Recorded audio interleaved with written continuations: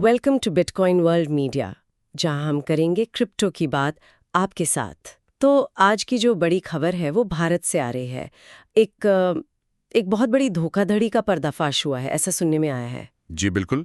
भारत की जो जांच एजेंसी है, ईडी मतलब डायरेक्टरेट ऑफ एनफोर्समेंट, उन्होंने एक जमीन और क्रिप्टो से जुड़े घोटाले में एक बड़ी कार्रवाई की है। अच्छा, तो ये सिर्फ क्रिप्टो का मामला नहीं है, इसमें जमीन भी शामिल है। हाँ, यही तो इस केस की सबसे मजेदार बात है। ओके, तो एजेंसी ने किया क्या है? मतलब क्या कुछ जब्त वगैरह हुआ है? हाँ, उन्होंने करीब करीब 1.2 मिलियन डॉलर की संपत्ति जब्त की है। एक मिनट, 1.2 मिलियन डॉलर्स, ये तो काफी बड़ी रकम है। बहुत बड़ी। और इसमें जैसा आपने कहा, दोनों चीजें हैं। 670,000 डॉलर से ज्यादा की तो जमीन और एक फ्लैट है।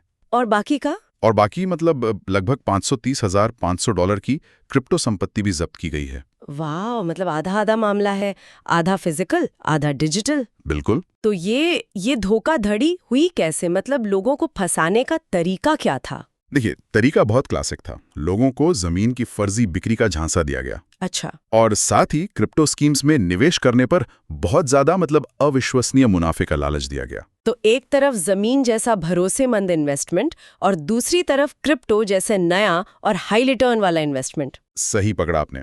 एक तरह से विश्वास जीतने के लिए जमीन का इस्तेमाल किया और फिर पैसा क्रिप्टो में लगा दिया। समझ गई। तो जांच में क्या सामने आया? ये जो पैसा कमाया उसका क्या हुआ? सवाल यही है कि इस धोखाधड़ी से कमाए गए अवैध पैसों का क्या किया गया।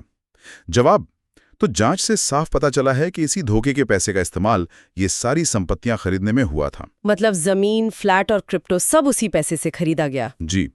और अब एजेंसी ने इन सभी को जब्त कर लिया है। तो ये कुल घोटाला कितने का था, कुछ अंदाजा है? हाँ, अनुमान तो यही है कि इस पूरी स्कीम के जरिए लगभग 3.2 मिलियन डॉलर की अवैध कमाई की गई थी। ओह, तो अभी तो सिर्फ 1.2 मिलियन डॉलर ही वापस आया है। जी।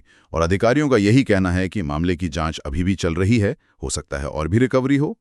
ये तो वाकई सोचने वाली बात है। तो एक आखिरी सवाल जो दिमाग में आता है वो ये है कि सोचने वाली बात यह है कि किसी भी निवेश योजना में ऊंचे रिटर्न के वादों पर भरोसा करने से पहले लोगों को क्या सावधानियां बरतनी चाहिए? डेली न्यूज़ की जानकारी के लिए हमारे चैनल को सब्सक्राइब कर लें।